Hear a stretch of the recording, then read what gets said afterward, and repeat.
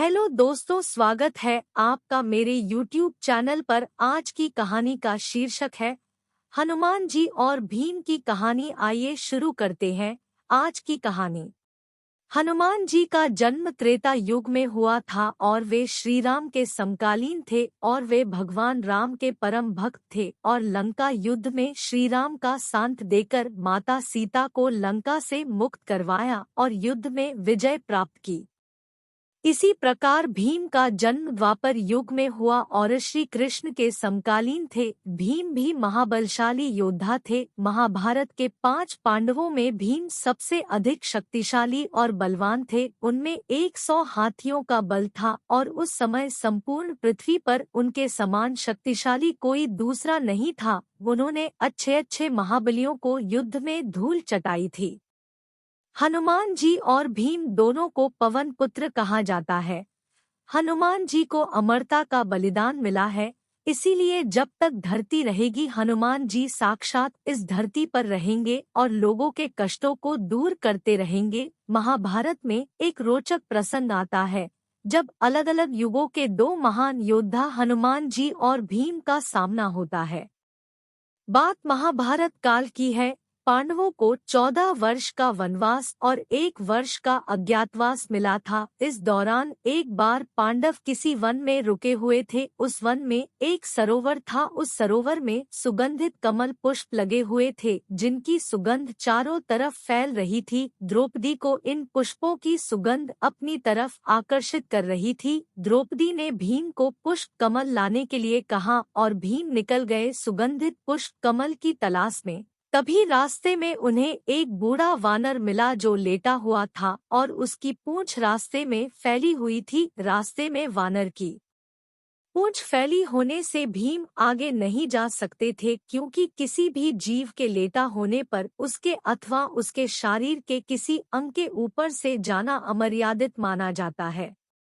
अपने रास्ते में वानर की पूंछ देखकर भीम ने वानर से अपनी पूंछ हटाने के लिए कहा। भीम की बात सुनकर वानर बोला, भाई मैं तो राम का भक्त हूँ, राम जी की कृपा से यहाँ लेटा हुआ हूँ, आप चाहें तो मेरे या मेरी पूंछ के ऊपर से जा सकते हैं।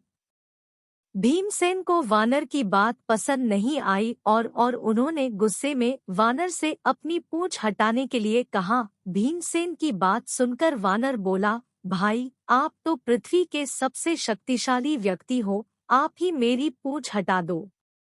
भीमसेन ने बार बार वानर से अपनी हटाने के लिए कहा और वानर ने भी बार बार यही उत्तर दिया। अंत में क्रोधित होकर भीम ने वानर की पूंछ को अपने एक हाथ से उठाने का प्रयास किया, परंतु वह वानर की पूंछ हिला भी नहीं सके। भीमसेन ने फिर अपने दोनों हाथों से वानर की पूंछ हटाने का प्रयास किया, परंतु वो वानर की पूंछ टस से मस नहीं कर सके। भीम ने बार बार प्रयास किया पर हर बार उन्हें असफलता ही हाथ लगी। भीमसेन समझ गए कि यह कोई साधारण वानर नहीं है, अपितु कोई देव पुरुष है जो भीम की परीक्षा ले रहे हैं।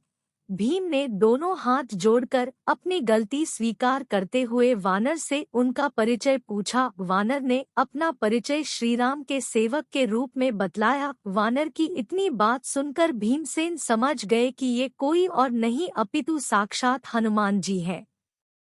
भीमसेन ने हनुमान जी को प्रणाम करते हुए कहा, क्षमा करे हनुमान जी, मुझे अपनी शक्ति का झूठा अभिमान हो गया था। आपने मेरे अभिमान को तोड़ने के लिए यह लीला रची है। कृपा कर आप मुझे अपने असली रूप में दर्शन दें। भीम की बात सुनकर हनुमान जी ने अपने असली रूप में आकर अपना विशाल रूप दिखलाया। हनुमान जी ने भीम से कहा, हम दोनों ही पवन पुत्र हैं, इसीलिए तुम मेरे छोटे भाई भी हो। यही कारण है कि मैं तुम्हें बार बार भाई कहकर संबोधित कर रहा था। इतना कहकर हनुमान जी ने भीमसेन को गले लगा लिया। हनुमान जी के गले लगकर भीम को लगा मानो उनके शरीर में अथाह शक्ति का संचार हो गया हो।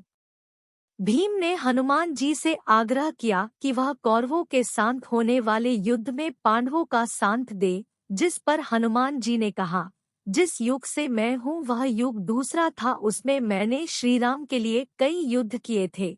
अब यह युग दूसरा है, यहाँ मेरा युद्ध करना सही नहीं है। इसीलिए मैं युद्ध में शामिल नहीं हो सकता, परंतु युद्ध में पांडवों के रथ की ध्वजा पर मेरा वास होगा। इस प्रकार हनुमान जी महाभारत युद्ध में हमेशा श्री कृष्ण और अर्जुन के रथ की ध्वजा पर विराजित रहे और अर्जुन के रथ की रक्षा करते रहे।